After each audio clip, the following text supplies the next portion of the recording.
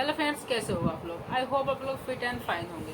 तो आज की वीडियो में हम डिस्कस करेंगे कि एक हफ्ते के अंदर अपना सीटेट का एग्जाम हम कैसे पास करें। ठीक है, हमारे पास कितने दिन बचे हैं? हमारे पास बस एक हफ्ते बचे हैं, क्योंकि आज हमारा 13 तारीख है। 20 अगस्त को क्या है, 20 अगस्त को हमारा सीटेट का एग्जाम है। तो हम एक हफ्ते में अपना सीटेट का एग्जाम कैसे पास करें, हम क्या क्या चीज़ को यूज़ करें, क्या चीज़ को नहीं यूज़ करें, किन चीज़ों को फॉलो करें, कैसे क्वेश्चन को सोल्व करें, कैसे नहीं करें। तो आज की वीडियो में हम सारी डिस्कस करेंगे। तो आप वीडियो का लास्ट तक ज़रूर बने रहना, क्योंकि आपके एक एक पॉइंट आपके लिए बहुत ही इंपॉर्टेंट होने वाला है। अगर आपको वीडियो पसंद आएगी तो आपको वीडियो को लाइक कर देना, सब्सक्राइब कर देना और शेयर कर देना। चलिए हम देखते हैं। जैसे कि आपको पता है कि आपका एग्ज़ाम कितने नंबर का होगा। आपका एग्ज़ाम 150 नंबर का होगा। ठीक है, 150 नंबर से आपका 30 नंबर में आपके आएंगे। ठीक है, 30 नंबर आपका CDP आएगा, 30 नंबर आपका मैथ आएगा, 30 नंबर आपकी EVS आएगी और 30 नंबर आपका लैंग्वेज फर्स्ट और लैंग्वेज सेकेंड आएगा। ठीक है, 30 नंबर हो गए। और 75 नंबर का आपका 75 नंबर का पैडागोजी क्वेश्चन आएगा। ठीक है, पैडागोजी क्वेश्चन आपका 75 नंबर का आएगा और 75 नंबर का पैडागोजी क्वेश्चन आएगा। तो आपको क्या करना है, ज़्यादा से ज़्यादा आप लोग को पैडागोजी क्वेश्चन सोल्व करना है, ताकि आपके 70 नंबर 72 73 या 7 यहाँ तक आ जाए। बहुत लोग ऐसे होते हैं इनके पैडागोजी क्वेश्चन 75 में 75 आ जाते हैं, अगर अच्छे सोल्व करते हैं। अगर आप अच्छे कम से कम आपके एटलीस्ट 70 नंबर तो आ ही जाए। आपको ऐसे सोल्व करना है। आपको सोल्व क्या करना है, उनमें क्या यूज़ करना है कि ताकि आपके 75 में से आपके 70 नंबर आपके आ जाए पैडागोजी में से। देखो, आपको पैडागोजी क्वेश्चन ऐसे सोल्व करना है, जैसे मैंने आपको करवा दिया है। क्या है, पॉजिटिव और नेगेटिव टैग वर्ड मैंने आपको करवाए हैं। ठीक है, क्या है, पॉजिटिव नेगेटिव टैग वर्ड मैंने आपको करवा दिया है। और जो आपका पैडागोजी क्वेश्चन सोल्व करना होता है ना, उसमें जो आपके पॉजिटिव और नेगेटिव टैग वर्ड होते हैं ना, बहुत ही इंपॉर्टेंट है, बहुत ही उसमें इंपॉर्टेंट होता है। क्यों? क्योंकि इससे आपका क्या होता है, ईजी हो जाता है। आपको पहचान में आ जाता है कि हाँ, हमारा कौन सा क्वेश्चन सही होगा, कौन सा क्वेश्चन नहीं होगा। बहुत हेल्प करता है आपके पॉजिटिव और नेगेटिव टैग वर्ड। तो मैंने जो आपके पॉजिटिव नेगेटिव टैग वर्ड करवाए हैं ना, बहुत ही इंपॉर्टेंट करवाए हैं, बहुत ही सही से मैंने चुन चुन के मैंने करवाए हैं। तो आप उसको एक बार जाकर देख लेना। मैंने एक एक सब्जेक्ट की भी करवाई है, जैसे आपका CDP हो गया, EVS हो गया, हिंदी हो गया, इनका तो मैंने अलग अलग करवाया है। साथ में मैंने क्या है, एक साथ मैंने करवाया है मिक्स आपका पॉजिटिव और नेगेटिव टैग वर्ड करवाए हैं। ठीक है, आप इनको जाकर देख लेना, आपका क्या है सोल्व हो जाएंगे।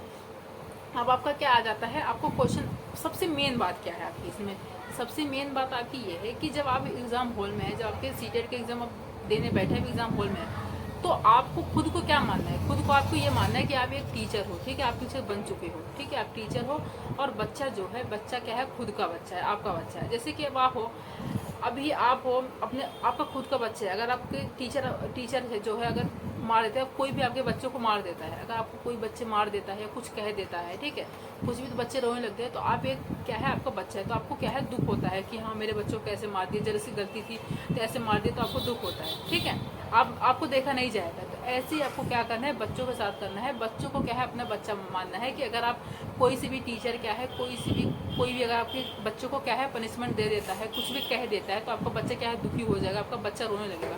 तो आप क्या है, आप उसकी क्या है, आप उसकी खुद को क्या है, माँ मानना है कि हाँ, मेरे बच्चों को कैसे कोई कह सकता है, कैसे कोई पनिशमेंट दे सकता है, नहीं दे सकता, क्योंकि ये मेरा बच्चा है। ठीक है, अगर आप उस बच्चे को क्या है, खुद का बच्चा मानोगे, तो क्या है कि आपको क्वेश्चन जो है आप 100% क्या है सोल्व कर पाओगे और खुद को क्या है टीचर मानोगे। ठीक है, आपको ये बात जरूर सबसे मेन ध्यान रखनी है। ठीक है, अब आपका पेपर क्या होगा, पेपर आपका OMR सीट पर होगा। ठीक है, ऑफलाइन आपका एग्जाम होगा। ऑफलाइन एग्जाम में बहुत सबसे मेन गलती आप लोग क्या करते हो, पूछो क्या करते हो गलती।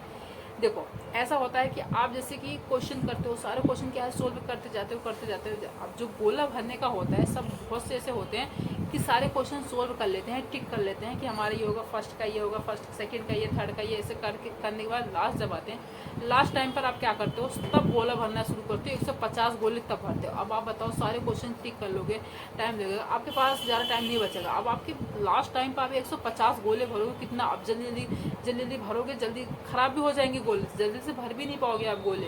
तो आपको क्या करना है, जैसे आपने CDP का 30 क्वेश्चन सोल्व करा, जब आपने CDP का 30 क्वेश्चन सोल्व करा, साथ के साथ तुरंत आपको क्या है, गोले भर देने हैं, उसको तुरंत आपको गोले भर देने हैं। गोले भरने के बाद फिर आपको अगला जाना है। ऐसा नहीं है आपने 30 उसको क्या है टिक कर दिया, टिक करने के बाद आपको क्या करना है, नेक्स्ट भरना, नहीं नेक्स्ट नहीं भरना, तुरंत आपको गोले भरने हैं। गोले भर के तब आपको क्या है, अगला आपको क्या है, बढ़ना है।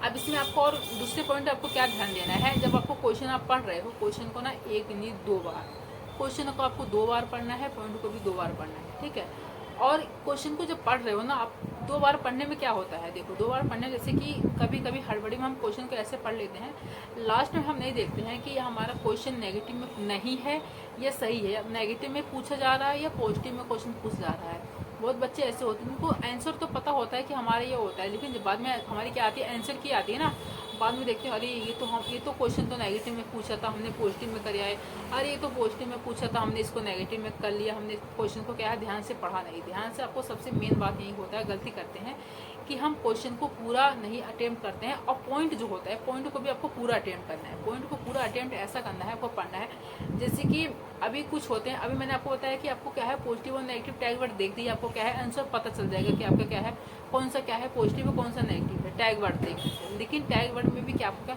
जैसे कि आपने क्वेश्चन देखा, पॉइंट की शुरुआत में आपका क्या देखने को मिल गया, केवल आपको देखने को मिल गया, आपने तुरंत कहा रही तो केवल देखने को मिल गया, तो हमारा क्वेश्चन क्या है नेगेटिव हो गया, इसको क्रॉस काटो और आगे बढ़ो, दूसरा पॉइंट बढ़ो। नहीं, अब आपने केवल देख लिया, केवल का आगे आपको पॉइंट पूरा पढ़ना है। क्या पता केवल आपके शुरुआत में दे रखा हो, लेकिन लास्ट में आपको लास्ट की लाइन में आपको क्या दे रखा हो, क्वेश्चन पॉजिटिव में दे रखा हो, भले ही आपको केवल दिया हो शुरुआत में, लेकिन क्या पता क्वेश्चन आपका पॉजिटिव हो लास्ट में।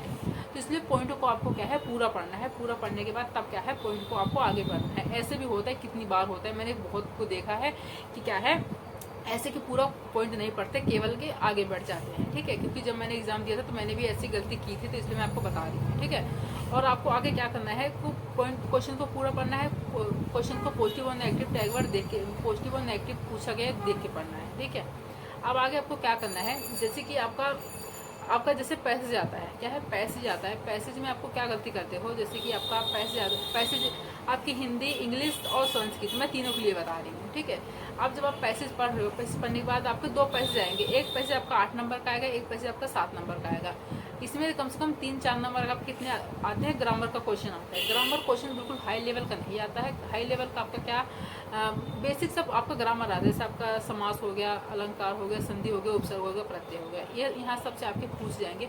वो भी बहुत बेसिक, वो भी कहाँ से पूछे जाएंगे, आपके पैराग्राफ से ही पूछे जाएंगे, आपके पैसे से ही पूछे जाएंगे, वहीं से। तो आपको तो बेसिक सा तो आपको क्या होगा, ग्रामर तो आपको पता ही, क्योंकि आपने पहले से पढ़ रखा होगा बेसिक सा। तो आपको क्या है बेसिक से एक बार आपको रिवीजन कर लेना, ग्रामर आपको देख लेना कि मोटे मोटे आपको देख लेना कि हाँ हमारा प्रत्यय आपका क्या होता है, संधि क्या होता है, उपसर्ग, ये सब आपको देखने के बाद आपको बेसिक से करना है। अब पैसेज, आप जब पैसेज को रीड कर रहे हो, जब आपको रीड करना है तो पहले पैसेज में क्या करना है, जो क्वेश्चन है वो आपको पहले पैसेज नहीं रीड करना है, पहले आपको क्वेश्चन को रीड करना है, पहले आपको क्वेश्चन को पढ़ना है। ऐसा नहीं है कि आपने एक क्वेश्चन पढ़ा फिर पैसेज रीड किया, नहीं, आपको पहला क्वेश्चन पढ़ना है, दूसरा क्वेश्चन भी पढ़ना है, तीसरा क्वेश्चन भी पढ़ना है। 2-3 क्वेश्चन लगातार पढ़ने के बाद क्वेश्चन को एक बार नहीं, क्वेश्चन को आप 2 बार पढ़ो। जैसे कि आपको एक क्वेश्चन एक बार आपने पढ़ा, समझ नहीं आया, कोई बात नहीं, अगर समझ में भी आ गया लेकिन तब भी दोबारा क्या है क्वेश्चन को दोबारा रीड करो। रीड करने के बाद तब आप जाके तब पैसेज पे जाओ, तब क्या है पैसेज को आपको सोल्व करना है। पैसेज सोल्व करने के बाद तब आपको आगे बढ़ना है, ठीक है। तो ऐसे ऐसे करके आपको पैसेज सोल्व करना है। इससे आपको क्या है, जो आपके पैसेज का क्वेश्चन होता है आपको पता है फ्री का नंबर होता है। अगर आपको, मैंने आपको क्या बताया था पहले कि आपको पैसेज, अगर आपको पैसेज में 15 में से 15 नंबर लाने हैं, बिल्कुल फ्री का नंबर, तो आपको डेली रूटीन आपको बना लेना है कि एक पैसेज अगर आप डेली सोल्व करते हो, अगर आप 1 महीने भी करते हो तो 1 महीने आपके कितने पैसेज सोल्व हो जाएंगे, 30 पैसेज सोल्व करने में कितना टाइम लगता है, एक पैसेज सोल्व करने में कम से कम 15 मिनट लगता है, 15-20 मिनट मान लो लगता है। तो अगर आप डेली आप 15-20 मिनट देते हो पैसे सोल्व करने के लिए, तो आपके 15 नंबर बिल्कुल क्या है फ्री के आ जाएंगे। अगर आपने करा होगा तो अच्छी बात है, नहीं करा होगा तो जैसे मैं बता रही हूँ कि पहले क्वेश्चन को रीड करना है, तब जाकर आपको क्या है पैसेज को पढ़ना है, तब आपको क्या है सोल्व हो जाएगा। अब पेडागोजी क्वेश्चन के लिए आपको क्या करना है, जैसे कि आपको मैंने तो बता ही दिया कि पॉजिटिव नेगेटिव टैग वर्ड देखना ही है, साथ साथ जो आपका NCF 2005 होता है, NAP 2020, IIT 2009, इनको आपको NCF 2005 NAP 2020 से जो 2 है ना, बहुत इंपॉर्टेंट है 2 टॉपिक। इतना इंपॉर्टेंट है क्योंकि आपकी हर एक, क्योंकि अगर आपका एक सब्जेक्ट में आपका जैसे कि पूछ लिया, 2 क्वेश्चन पूछ लिया, अगर 2 क्वेश्चन आपके 5 सब्जेक्ट में पूछ लिया जाता है तो आपके कम से कम 10-12 नंबर आपके इसी से बन जाते हैं, इसी टॉपिक से बन जाते हैं। तो आपको NCF 2005 NAP 2020 1 नहीं 2 नहीं 3 बार आपको पढ़ना है, ध्यान से पढ़ना है, आपको बिल्कुल अच्छे से पढ़ना है, ताकि आपका NAP 2020 NCF 2005 से एक भी क्वेश्चन आप छोड़ के मत आना, हर बार पूछ जाता है। और क्योंकि पॉइंट बहुत इंपॉर्टेंट है, टॉपिक बहुत इंपॉर्टेंट है, तो आपको क्या है अच्छे से पढ़ना है, ठीक है। अब आपका क्या है मैथ, आप कहोगे कि आपने सब कर लिया, CDP कर लिया, EVS कर लिया, मैथ कर लिया, अब आपका मैथ बचता है लास्ट में, ठीक है। अब आपको मैथ क्या करना है, की जैसे कि बहुत क्या है, मैथ नहीं आती, ठीक है, मैथ के न्यूमेरिकल क्वेश्चन क्या है, अब आप कहोगे हमारे पास तो एक हफ्ते बचे हैं, एक हफ्ते में हम क्या करें, हम मैथ के क्वेश्चन कैसे सोल्व करें, क्योंकि हमें मैथ तो आती नहीं है, तो हम कैसे करें। तो आपको एक हफ्ते में आपको क्या करना है, मैथ के न्यूमेरिकल क्वेश्चन नहीं पढ़ने, ठीक है। आज आपको जब आप एग्जाम हॉल में बैठोगे तो ऐसा मैथ के, आपको मैथ तो इतनी आती होगी कि आपको क्या है 2 या 3 नंबर आप क्या है न्यूमेरिकल क्वेश्चन आप सोल्व कर लोगे। 2, 3, 4 नंबर आप 15 में से कम 15 नंबर आपका न्यूमेरिकल क्वेश्चन आएगा, तो 15 नंबर में आपके क्या है 3-4 नंबर आपका क्या है सोल्व कर लोगे। करने के बाद अगर आप 3-4 नंबर इसमें सोल्व करते हो, आप अब इन लास्ट टाइम में 7 दिन में आपको न्यूमेरिकल नहीं पढ़ना है, आपको क्या पढ़ना है, पेडागोजी पढ़ना है। पेडागोजी क्वेश्चन में तो मैथ के आपको आसान हो जाएगा, क्योंकि जिनको न्यूमेरिकल नहीं आता मैं उनके लिए बता रही हूँ। तो 15 नंबर आपका पेडागोजी का आएगा, तो अगर 15 नंबर आपके 14 नंबर अगर आप अच्छे से पढ़ते हो पेडागोजी में, मैंने आपको क्या बताया, पेडागोजी में एनसीएफ 2005 से और एनईपी 2020 से बहुत इंपॉर्टेंट पूछा जाएगा ये, और नेगेटिव और पॉजिटिव टैग वर्ड पढ़ लेना है, ठीक है। इनको पढ़ने के बाद आपका कैसे सोल्व हो जाएगा मैथ के लिए बता रही हूँ मैं। अब आपको क्या करना है, जब आपने पूरा क्वेश्चन आपने सोल्व कर लिया सारे सब्जेक्ट, अब कुछ क्वेश्चन आपको इसमें ऐसे बचेंगे, अब आप कहोगे कि कुछ क्वेश्चन इसमें ऐसे बचे हैं कि इसमें ना तो पॉजिटिव टैग वर्ड देखने को मिला, ना ही नेगेटिव टैग वर्ड देखने को मिला है, और ना हमें क्वेश्चन समझ में आ रहा है, ठीक है। अगर आपको क्वेश्चन समझ में भी आ रहा है, अगर आपको क्या लग रहा है ये चारों पॉइंट हमें क्या है पॉजिटिव लग रहे हैं और चारों पॉइंट हमें क्या है नेगेटिव लग रहे हैं, तो आप यहाँ पर क्या है कंफ्यूज हो जाते हो, क्योंकि हमारा तो ये तो हमारा सारा सही लग रहा है, हम कौन सा लगाएं। इस सिचुएशन में आपको क्या करना है, जब आपको सारा सही लगे और ना ही पॉजिटिव टैग वर्ड देखने को मिले ना ही नेगेटिव टैग वर्ड देखने को मिले, तब इस सिचुएशन में आपको क्या करना है, सबसे बड़ा ऑप्शन, ठीक है, जो सबसे बड़ा ऑप्शन जो होगा वही आपका राइट आंसर होगा, ठीक है। ऐसा नहीं है कि बच्चों के लिए केवल बच्चों को दंड देना है कि क्या करना है, 1-2 लाइन में, मतलब आधी लाइन में आपका क्या है ऑप्शन खत्म हो जाए, 2-3 पॉइंट में आधी लाइन ऑप्शन खत्म हो जाए, लेकिन उसमें एक पॉइंट ऐसा होगा जो क्या है थोड़ा सा बड़ा होगा, तीनों ऑप्शन से क्या है थोड़ा सा बड़ी लंबी लाइन होगी, थोड़ा सा बड़ा होगा, उस पर आप टिक लगा के आ जाना। 90% नंबर क्या है आपका वही सही होगा। इस सिचुएशन जब आपको क्या है लग रहा है कि चारों ऑप्शन हमारे क्या है सही है, चारों ऑप्शन हमारे क्या है गलत लग रहे हैं, आपको ऐसा लग रहा है, तो कुछ क्वेश्चन इसमें होते हैं सीजे के एग्जाम में, आपको कुछ क्वेश्चन ऐसा होता है 4-5-6 नंबर का कि आपको ऐसे देखने को मिल जाता है कि आपको समझ में नहीं आता आपको क्या करना है। तो आपको ऐसे करना है, जो सबसे बड़ा पॉइंट होगा, सबसे मेन पॉइंट बड़ा होगा, तो उसको आपको क्या है टिक लगा देना है, वही आपका 90% आपको क्या है नंबर आपका सही होगा, आपका वही होगा। अब आपको जब आप क्वेश्चन को पूरा कर लोगे, करने के बाद आप क्या करना है, दोबारा जब आपने पेपर पूरा कर लिया, पेपर करने के बाद अब आपको क्या करना है, दोबारा से आपको रीचेक करना है आपका अपना पेपर, ठीक है। रीचेक करना है क्यों, क्योंकि जब हम क्वेश्चन सोल्व करने बैठते हैं तो कभी कभी हम ऐसा कर देते हैं ना कि जैसे 1-2 क्वेश्चन हमें नहीं आता, हम उसको क्या है कह देते हैं कि हम बाद में से करेंगे, आगे बढ़ जाते हैं। और ये बात आप ध्यान रखना कि जब आप क्वेश्चन कर रहे हो ना, जब आपको 1 या 2 क्वेश्चन आपको नहीं आ रहा है, जैसे कि आप उस क्वेश्चन में क्या है थोड़ा टाइम लगा रहे हो, अरे इसका क्या होगा, ये होगा, टाइम लगा रहे हो, तो आपको क्या करना, उस ऑप्शन को आप क्या है उस पर टिक लगा के आगे बढ़ जाना है कि अब हम इसको बाद में देखेंगे, तब आपको उसको बाद में देखना है। ऐसा नहीं है किसी ऑप्शन पे आपको अटके नहीं रहना है, आपको आगे बढ़ना है, आगे ऑप्शन देखना है, ठीक है, आगे क्वेश्चन देखना है, उसको छोड़कर जब आपका पूरा पेपर हो जाएगा तो आपको पूरा पेपर को एक बार दोबारा से रीचेक करना है। दोबारा से रीचेक करने से हमें फ़ायदा होता है, क्यों, क्योंकि अगर हमें लगता है कि हमें कोई क्वेश्चन हमने छोड़ा है, हम उसे दोबारा कर देंगे, ठीक है। अगर हमें कुछ लगता है हमारा गलत है, क्या है,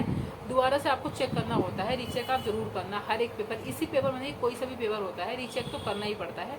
रीचेक करने से आपके फ़ायदे रहते हैं, ठीक है। तो रीचेक आप जरूर करना है पेपर को, ठीक है। अब मैंने आपको बता दिया कि पैसेज आपको कैसे सोल्व करना है, पहले क्वेश्चन पढ़ना है, फिर क्या कहते हैं पैसेज रीड करना है, बच्चों को क्या है खुद का बच्चा मानना है, वो खुद को टीचर मानना है, और OMR शीट को आपको कैसे भरना है, पूरे अच्छे से भरना है, लास्ट टाइम पे नहीं भरना है। क्वेश्चन सोल्व 30 क्वेश्चन आपने करा, फिर उसको साथ साथ आपको क्या है साथ साथ गोले भरते हुए चलना है, और ऐसे ऐसे क्या है आपको चीज़ों को फॉलो करना है। और नेगेटिव और पॉजिटिव टैग वर्ड तो आपको बहुत इंपॉर्टेंट है, इनको अब देख लेना है, ठीक है। चलिए, अगर आपको वीडियो पसंद आई हो तो लाइक कर देना, सब्सक्राइब कर देना और शेयर कर देना है। मिलते हैं अब नेक्स्ट वीडियो में। Thank you.